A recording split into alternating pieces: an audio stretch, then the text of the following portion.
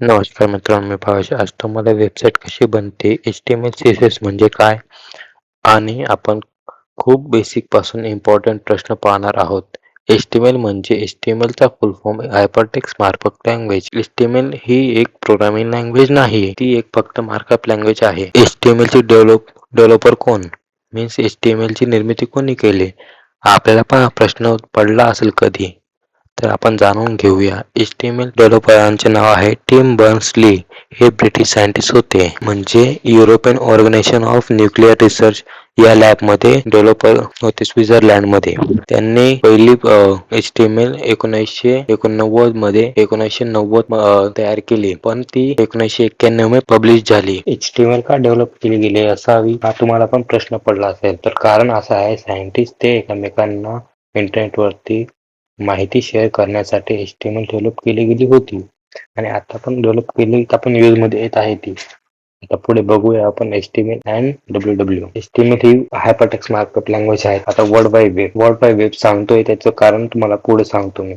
The world wide web मध्ये team बर्न्स-ली यांची मुख्य रोल आहे. त्यांनी वर्ल्ड वाईड वेब पण त्यांनी बनवलं आहे. फर्स्ट म्हणजे HTML चे स्ट्रक्चर त्यांनी स्वतःने डेव्हलप. दुसरी हायपरटेक्स्ट ट्रान्सफर प्रोटोकॉल HTTP. ते डेटा ट्रान्सफरिंग साठी यूज केलं जातं. आणि थर्ड म्हणजे युनिव्हर्सल स्टेटस लोकेटर म्हणजेच URL. ते ऍड्रेस शो करतं. आता आपण बघूया कसं ऍड्रेस शो करतं ते. आता मी जात आहे ब्राउझरला. आता इकडं मी काहीतरी सर्च करतो, जसं की जीमेल सर्च करणार. ते आपण इकडं बघू शकतो. मी जीमेल सर्च केलं आहे. तर तुम्ही बघू शकता जी इकडची दिसते तुम्हाला लिंक ही याला आपण URL म्हणतो.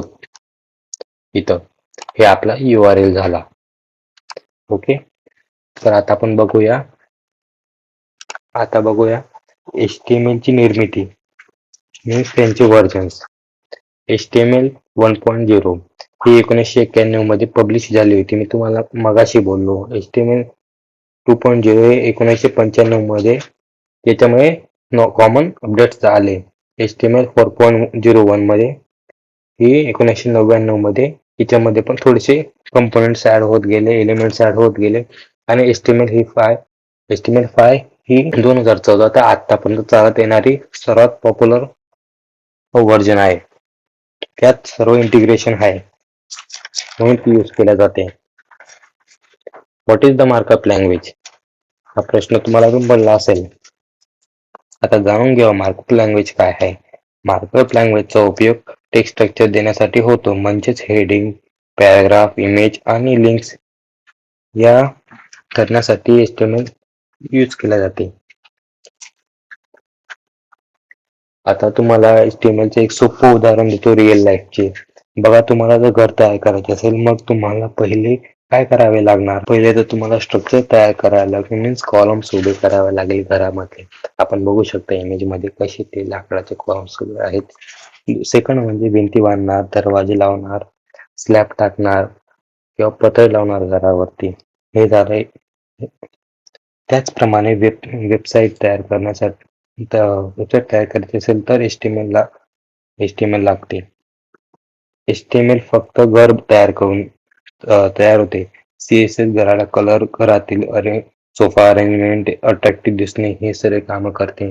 जे जावास्क्रिप्ट आहे, त्याला JS पण म्हणतो आपण, ते घरातील वीज असं पुरवण्याचे काम करते. आता HTML वरून काय करता येते ते पण बघूया. वेबसाईट वरती टेक्स्ट सेव्ह करू शकतो, इमेज ऍड करू शकतो, लिंक्स बनवू शकतो, ऍड करू शकतो, फॉर्म तयार करू शकतो, लॉग इन रजिस्टर पेज तयार करू शकतो.